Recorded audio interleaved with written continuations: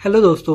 2-3 दिन पहले की बात है, मैं अपने एक फ्रेंड से बात कर रहा था। वो एक अच्छी कंपनी में सॉफ्टवेयर डेवलपमेंट रोल पर है।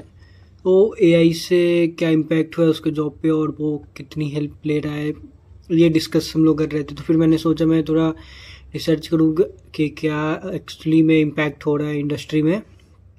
तो एक बहुत इंटरेस्टिंग फैक्ट मिला है कि जो भी कंपनीज ये hundreds of thousands of lay off कर रही है, ये बोलकर कि वो काम ऑटोमेट करेंगे एआई के साथ, एंड कि $100,000 पे कर रहे हैं किसी को। अब वो काम जब मंथली $20 पे हो जाएगा एआई के साथ, तो क्या ज़रूरत है एक इंसान की। But the remote labour index की एक रिपोर्ट है जिसमें उन्होंने बात किया है कि जो एआई से टास्क कंप्लीशन रेट है वो 2.5% है। मुझे काफ़ी शॉकिंग लगा। एंड उन्होंने काफ़ी अच्छा एक आर्टिकल दिया है, उसमें बताया है कि कौन सा एआई कितने परसेंट टास्क कंप्लीट कर रहा है। मैं आपको बताता हूँ, जिसमें सबसे कम टास्क कंप्लीशन रेट है जेमिनी 2.5 प्रो 0.8%, एंड सबसे ज़्यादा है मानस एआई का 2.5%। तो आप सोच रहे 3% से भी कम टास्क कंप्लीशन रेट है।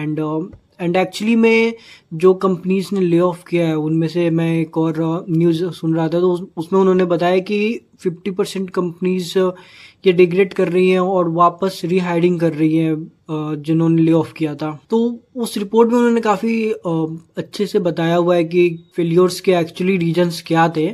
तो जो टास्क सबमिशंस था उसमें 45.6% जो सबमिशन था उसमें प्रोफेशनलिज्म नहीं था जो एआई ने क्रिएट किया था। 35.7 में जो भी डिलीवरेबल्स दिए गए थे वो कंप्लीट नहीं हुए थे।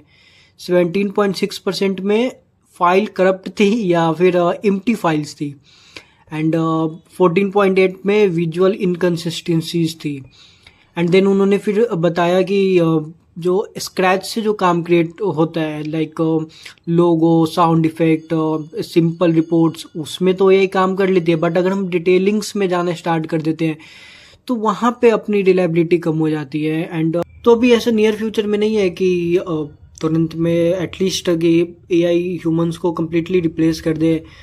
ह्यूमन इंटरवेंशन मस्ट है। ये स्क्रैच लेवल काम तो अब करवा सकते हैं, बट डिटेल्स के लिए ह्यूमन नीड है, अभी भी है, एटलीस्ट अभी है। आपका क्या ओपिनियन है इस पर जरूर बताएं। मैं वो उस आर्टिकल का लिंक कमेंट में पिन कर दूंगा। तो के लिए जय हिंद।